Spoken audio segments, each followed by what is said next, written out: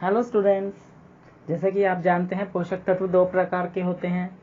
पहले होते हैं वृहद पोषक तत्व यानी मैक्रोन्यूट्रिएंट्स, दूसरे होते हैं सूक्ष्म पोषक तत्व यानी कि माइक्रोन्यूट्रिएंट्स। तो आज के इस वीडियो में हम वृहद पोषक तत्व देखेंगे कि क्या होते हैं।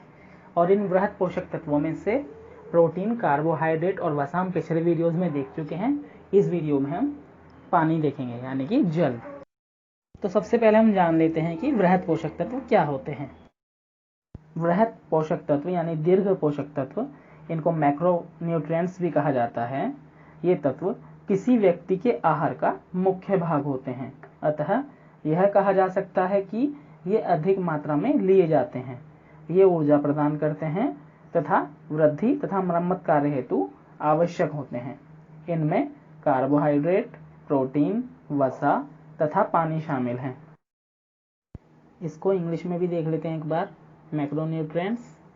These are the chemical compounds or elements which humans consume in large quantities to store energy. For example, protein, carbohydrates and fats. चलिए अब जल पर चर्चा कर लेते हैं कि हमारे आहार में जल का क्या महत्व है। जल आहार का आवश्यक ही नहीं अपितु अनिवार्य घटक है, बहुत जरूरी है। यह भी एक यौगिक है जो 2:1 के अनुपात में हाइड्रोजन तथा ऑक्सीजन तत्वों से मिलकर बना है। हमारे रक्त में 90% पानी होता है। जल के द्वारा ही पोषक तत्व शरीर की विभिन्न कोशिकाओं तक पहुंचाए जाते हैं। यह अपशिष्ट पदार्थों को भी शरीर से बाहर भेजने में महत्वपूर्ण भूमिका निभाता है। अपशिष्ट पदार्थ मतलब उत्सर्जी पदार्थ जो हमारे लिए बेकार और विषैले होते हैं। होता क्या है कि उपापचयी क्रियाएं जो होती हैं, मेटाबॉलिक क्रियाएं जो होती हैं, उनके फलस्वरूप कुछ विषैले पदार्थ बन जाते हैं जो हमारे शरीर के किसी काम के लिए नहीं होते, जैसे carbon dioxide, ammonia, urea, uric acid. तो इन पदार्थों को बाहर निकालने में भी जल महत्वपूर्ण भूमिका निभाता है। यह शरीर के तापमान को भी नियंत्रित करता है। आप कोई मेहनत का काम करते हैं तो आप देखते हैं आपके शरीर का टेम्परेचर बढ़ जाता है। इसे कम करने के लिए ये पसीना बन के बाहर आता है। यह विभिन्न रासायनिक प्रतिक्रियाओं हेतु भी आवश्यक है। शरीर में सजीव कोशिकाओं के अंदर विभिन्न प्रकार की जैव रासायनिक क्रियाएं होती रहती हैं, जो कि सजीव की वृद्धि एवं विकास, प्रजनन और अनुकूलन के लिए बहुत आवश्यक है। यह शरीर की उपापचय हेतु अत्यधिक आवश्यक है। सभी जैव रासायनिक क्रियाएं जो है हमारे शरीर की, उनको संयुक्त रूप से उपापचय कहते हैं, यानी कि मेटाबॉलिक क्रिया कहते हैं। इन्हीं के परिणाम स्वरूप हमारी वृद्धि और विकास होता है।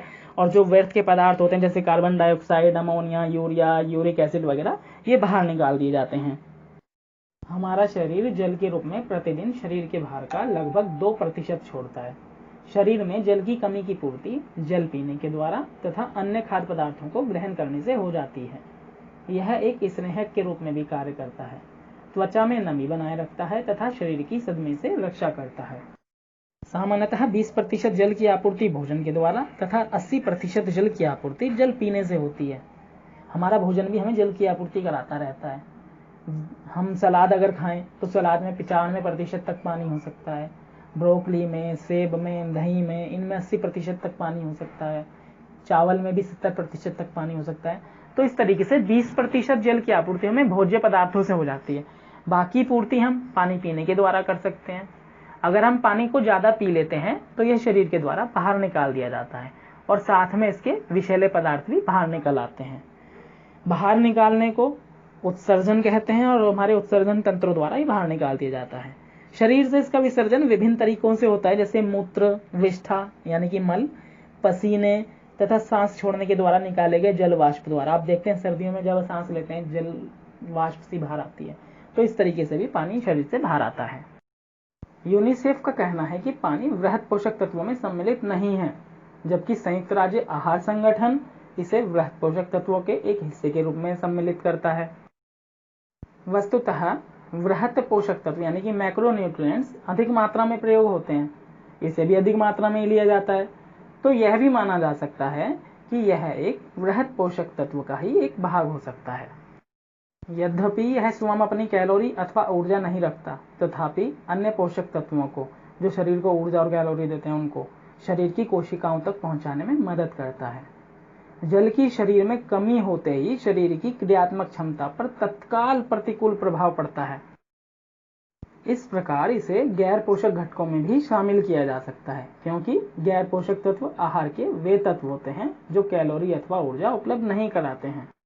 जो भी हो, जल भोजन का एक अत्यंत आवश्यक तत्व है और जीवन का आधार तत्व है, जिसकी मात्रा हमारे शरीर में 70% तथा रक्त में 90% होती है। इस प्रकार हमारे विचार से इसकी गिनती आहार के वृहद पोषक तत्वों तथा गैर पोषक तत्वों दोनों में की जा सकती है। आइए इसको इंग्लिश में देख लेते हैं। Water is a compound composed of hydrogen and oxygen elements in the ratio 2:1. Almost 2/3 of our body is made up of water, and the blood contains 90% water. Water helps us to function well and maintain our body temperature. Nutrients are transported to various cells of the body through water. It also plays an important role in sending out waste materials from the body through urine, sweat and breath. तो students, इस video में इतना ही। Physical education के और भी topic देखने के लिए आप हमारे चैनल को सब्सक्राइब जरूर करें। Thank you. Have a nice day.